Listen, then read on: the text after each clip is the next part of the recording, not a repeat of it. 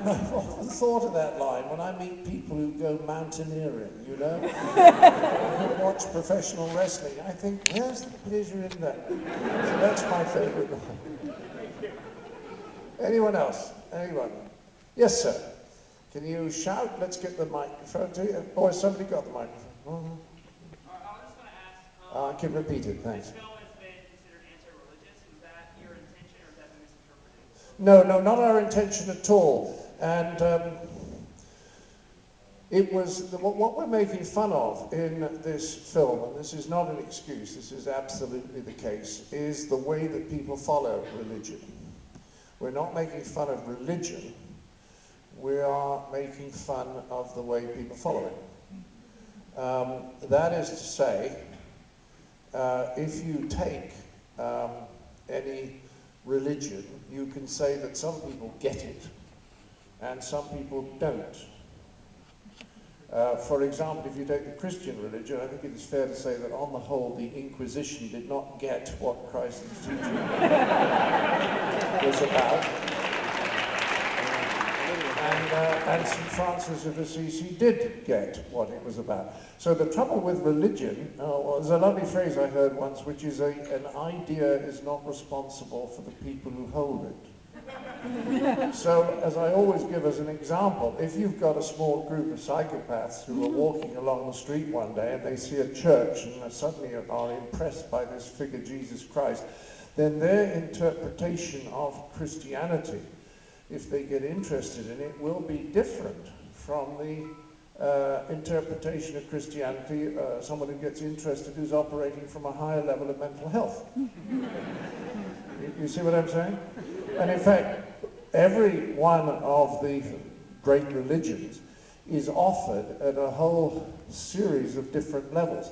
Some of them very, very sophisticated and some of them rather crude. I mean, you can go to Catholic churches where there's lots of little plastic models of saints on sale. I don't think this is a very high manifestation of Christianity. When you see someone who is really worked on themselves and done a lot of spiritual training and has got interested from an early age in meditation, you sometimes meet people and you think, this person is definitely operating from a higher level of mental health. I'm thinking, for example, of the Dalai Lama, or a Tibetan Buddhist I know called Sogyo Rinpoche, who wrote the Tibetan book of Living or Dying. These people are operating at a higher level of health than most of us most of the time. So what you have is you have all sorts of different interpretations of religion, from rather crude and very often fundamentalist ones, which say things like, you may not take Islam says you may not leave the Islamic religion for another religion, and if you do, then people are entitled to kill you. Now that does not seem to be a very high level. You see what I mean?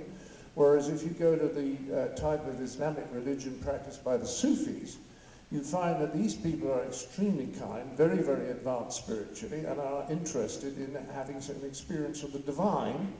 They're not interested in hurting people who disagree with them. So the odd irony is that at the bottom level of mental health, those people have more in common with each other, despite what, even if they're from completely different religions, they have a lot in common with the way that they hold their religion, whereas the people at the very top in mental health, doesn't matter what religion they're in, they have more in common with each other than they do with people from their own religion at the bottom level. You see what I'm saying? So the people who are basically kind, who have managed to control their negative emotions, and who've managed to, perhaps if they've been lucky, have some experience of the divine, these people operate at a very high level, and they have a lot of stuff in common with each other, whether they are Christian or Islamic or Buddhist or Hindu or what. Whereas the people at the bottom who are really saying, you have to agree with us or you are wrong and will be punished in the afterlife. I mean, can you believe what the Catholic Church has taught all these years? First of all, this is a control system. They say things like, you are born evil. Now, can you believe that anybody can seriously suggest that a baby is born evil? Well, why did they say original sin? We are all original sinners. Because they could say, you are born evil, And if you don't come to us and let us fix you, then you will be tortured forever in the afterlife. I mean, what a cynical power ploy that is. Jesus didn't say things like that. When the rich man came and he explained he should give it all away, and the rich man didn't want to do that and walked off, Jesus didn't say anything, didn't condemn him, he just left him.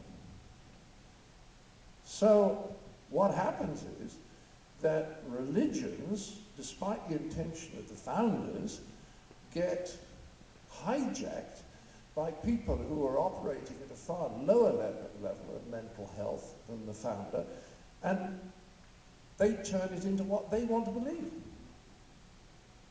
You know, which is, as I say, that God has decreed things. This is the fundamentalist belief. God has decreed things that if you are a bad person, he will arrange for you to be tortured forever in the afterlife. Now, if you say, well, wait a minute, I thought this was the God of love. And then the fundamentalist says things like, yes, but he can't, that's the way it is. God can't do anything about it. You say, well, I thought God was omnipotent. I mean, this is simply the product of a very low mental health, very low level of mental health. Why do the French have so many civil wars?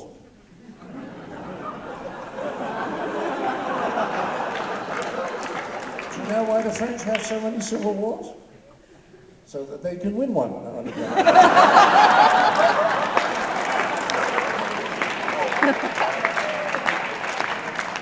How many people does it take to defend Paris? We don't know, it's never been tried. I love insult jokes. Why are Australians so well balanced? They have a chip on each shoulder. French tell a joke about Belgians. They say, why do Belgians have the windshield wipers on the inside of the windshield? I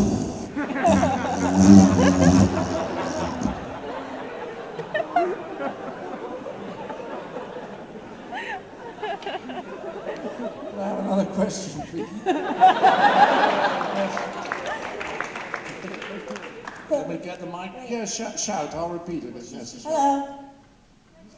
Over here, on the left. Yeah, I was a bit surprised that voice came out of you. Sorry. First Yes? of all, I'd like to say thank you very much. You've Get been on a with huge it. inspiration. Get on with it. You'll lose your My question. question is, what do you think would happen if Manuel's Siberian hamster, the giant hedgehog that says Dinsdale, and the 12th century bull got together and had a dinner party? 1642. Was the question? Yes, sir. Do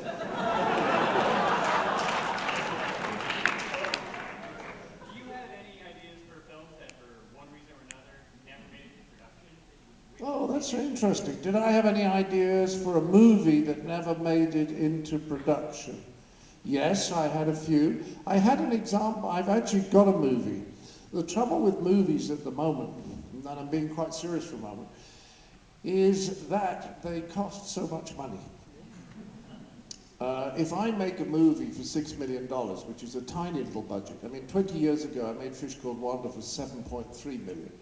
So if I could make a movie today for $6 million, it would still cost $25 million to release. So it doesn't matter how cheap the movie is. Do you see what I mean? You have already to make the cost of the movie plus $25 million to get your money back. So life is tough out there. Now people don't buy DVDs anymore. So film companies used to make movies knowing that if the movie was not terribly successful at the box office, then they could get their money back anyway from the DVD sales. That's no longer the case. So everyone in movies is very, very scared. It's the same in television because everything costs so much. And when people get anxious, they stop thinking creatively because they don't want to take any risks. And you cannot do anything new unless you take the risk that it's going to fail. You don't know with new things, are they going to succeed or not? You never, ever know, particularly, incidentally, in the area of comedy. Because if you go back on the extraordinary career of Steven Spielberg, the only time he made a movie that didn't work was when he tried a comedy called 1941. So the problem at the moment is I have this very good idea for a movie. This happened to me 11 years ago. I came to Santa Barbara, and it was partly because after my second marriage had failed, and my daughter had been living with my ex-wife for 6 years, and she wanted to come and live with me, and so I said, well, why don't we go and live on the West Coast? And it was great. Well, you know, after a certain age, you don't want to be in London in the winter. And I love this town anyway. So it was a great time. And I got out here, and I decided to cash my English pension in, which had been accumulating in England for about 30 years. And so I did, and then I was having lunch with my lawyer, my tax lawyer, and I explained what I'd done, and he suddenly went white, and he said, well, how many days have you been here? And I said, what are you talking about? He said, get your diary, get your diary. And he explained to me that if I'd been there more than a certain number of days, I would have to pay 40% tax to the IRS on the pension that I had been accumulating in England for 30 years. I thought, that's ridiculous. He said, it is ridiculous, but it's the law. So we then got the diary, and I found I had 23 days left. So I spent the time here in Santa Barbara, and then I would drive down and go over the Mexican border and sit down there for a week, and then come back and sit down. That's actually true. So I thought, wouldn't it be funny if the guy discovers that he has to get out of the country on the day that his lawyer tells him about this. You know, they do the count of days, and the lawyer says, you have to leave. You have to leave. He says, what? He said, look, you've only got to go for 4 months. After December the 31st, you come back in, you never have this problem again. So the guy goes to Santa Barbara Airport, he gets on a plane to Canada, the plane takes off, hits a bird, comes out, back on the runway. They sit there. You know what it's like traveling. Is the plane going to go? Is the plane not going to go? And he decides, and he goes down to LAX, but there's a security alert down at LAX, so he can't get a plane there. So the list goes on and on and on. Finally, he gets across the border into Mexico at 2 minutes to midnight. He wants to be able to show this to the tax authorities, so he says to the Mexican people at immigration, could you stamp my passport, please? And they don't have a stamp. No one's ever asked to have their passport stamped to go into Mexico. He said, the Mexican says, we don't have illegal immigrants coming into Mexico. So he finally gets the passport stamped. He thinks it's great. He gets down there, he goes out to dinner, and his lawyer calls him, and he says, I have bad news for you. Your mother, back in Santa Barbara, has had a heart attack, and she's dying, and she wants to see you before she dies. So the guy has to hire a coyote to get him back. Of course, by the time he arrives, his mother's dead. So that's half of it, because he has a horrible twin brother who is very successful on television, and their identities keep getting mixed up. Now, I think this is very funny. The treatment is about halfway done. I would love to make this movie, but the guy's got to be in his early 60s. I think I probably look too old, even with plastic surgery and makeup and all that. Then I think, well, what do I do? Maybe I get somebody I very much like Hugh Laurie, you know, from House. And I know Hugh, and I think he's great. Maybe I could ask him to do it. But then the question becomes, what's it going to cost? At 25, is anybody going to give me that sort of money to make a relatively sophisticated comedy when, as you know, most comedies these days are rather gross, not very clever, not particularly well structured, and apparently nobody cares. They go anyway. So that's one thing that I would like to do. I mean, I did think of making a movie out of Fawlty Towers. You know Fawlty Towers? And I thought if we went a few years later, and Basil and Sybil were invited out by Manuel, who's opened a restaurant down in Barcelona, and he said, would you like to come out and you can stay with my family? And they get on the plane. And what happens is the plane takes off to Barcelona, and then somebody, this is a little old-fashioned, but somebody gets up and hijacks the plane. And Basil is so furious that it's being hijacked because he just gets into a Basil rage that he overcomes the hijacker. And everyone says he's a hero, he's a hero, he's a hero. And then the pilot says, well, that's well done, and thank God you overcame the hijacker, but of course we have to go back now to Heathrow because, you know, we have to land and the guy has to be taken off, and Basil holds a gun to his head and says, take me to Barcelona, I'll pay you.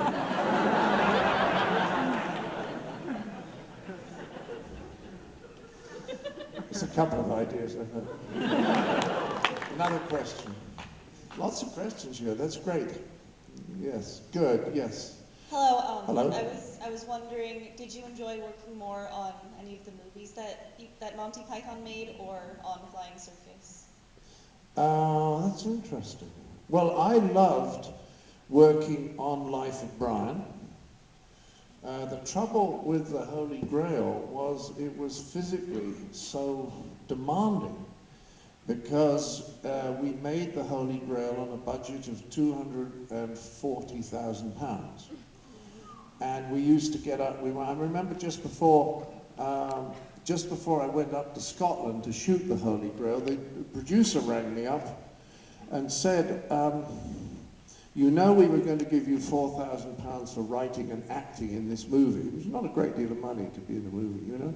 £4,000 to write it and act it. He said, we can only give you two. We've run out of money, but we hope to be able to give you the other 2,000 at the end of the movie. And I said, well, I suppose, you know, all right. And then he said, and would you mind sharing a hotel room? And I said, I don't want to share a hotel room because from this moment I'm a fucking film star, and they don't ask George Clooney whether he'll share a hotel room. So no, when we got up there, what we discovered was we got up every morning at 6:30. We'd go up on the hillside up in Scotland. It was April, so it was cold and slightly rainy, and we would stand on the hillside and it would start to rain. And we had about half as many umbrellas as we needed, so we'd stand there getting wet. And you know that chain mail that we were wearing, knitted string, that got wet and stayed wet throughout the day.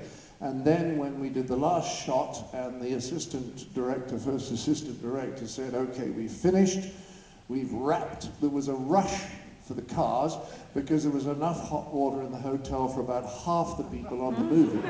And there was this mad scramble to try and get back and have a hot bath or something to try and get rid of the chills of the day. So that was hard work. Life of Brian was great. I enjoyed that. The Meaning of Life, for some reason, I never enjoyed as much as the other films. We made it in London, and I never felt that The Meaning of Life was really about anything. And I remember, you know, it's just, there's no story to it. It's just a series of sketches, and one or two of the sketches are really funny. I just didn't enjoy that much. I loved Fish Called Wanda. It was a short shoot, and we had a wonderful old director called Charlie Crichton. If you can believe this, he was 77 during the making of the movie. But he knew exactly what he was doing because he'd been an editor